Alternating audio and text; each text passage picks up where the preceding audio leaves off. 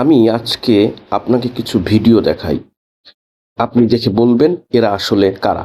তাহলে চলুন স্ক্রিনে দেখে আসি এরা আসলে কারা। ছাত্রদলের কর্মের কারণে আপনার পতন সুনিশ্চিত দেখা যাচ্ছে। এই শান্তা ফারজানাকে এখনই গ্রেফতার করতে হবে। দুটি দেখলাম, আরো কিছু ভিডিও আমরা দেখে আসি। ঢাকার শীর্ষ সন্ত্রাসী চাঁদাবাজ টোকাই নয়নের নেতৃত্বে এই হামলার কাণ্ডগুলো ঘটেছে।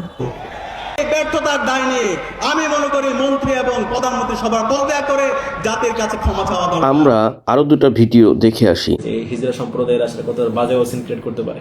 আপনারা দেখে থাকেন বিভিন্ন বিয়ে বাড়িতে বা যে কোনো অকেশনে তারা গিয়ে জামা কাপড় খুলে টুলে একটা বাজে সিন ক্রিয়েট করে ফেলে আর কি।